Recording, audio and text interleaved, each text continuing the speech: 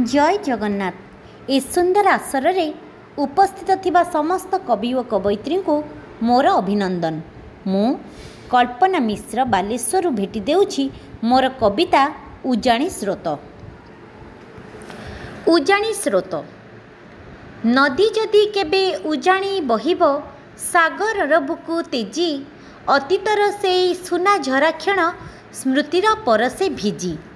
बुढ़ीमा पेड़ीर मिठा कहानीर सुना नाकीराज कन्या अपेक्षा करिब राजकुमार को नयने स्वप्नर बन्या। भसाई देवता 12 हाथ केश जतने नदीर स्रोते, देवाकु ठिकणा बुझाई कहिब मृदु मलय को केते। आसिब दिने से स्वप्नर पुरुष पक्षी राज घोड़ा चढ़ी, मारिब राक्षसी पोखरी पाणीरू सुना फरुआ को काढ़ी।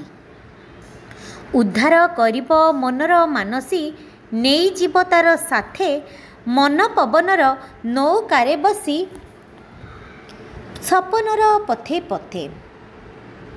सपन भांगिला नदी भी फेरिला निष्ठुरे वास्तवता, अछिंडा अंकर शून्य समाधान असह्य ए नीरवता। ढाली लुहधार फेरिला कुमारी आपणा गढ़ा संसारे, स्वप्न तार जही भांगी जाइअछि काल कराल सुअरे। नदी आउ नारी नुहे तो अलगा, अजनाता सीमा रेखा मानि निए जहा अदृष्टरे थाए विधिर कपाल लेखा। जीवन फेरेनी केबे अतीत को, रही जाए खाली स्मृति, अवशोष निये प्राप्तिर स्थानटी दिन जाउथाए बीती, दिन जाउथाए बीती।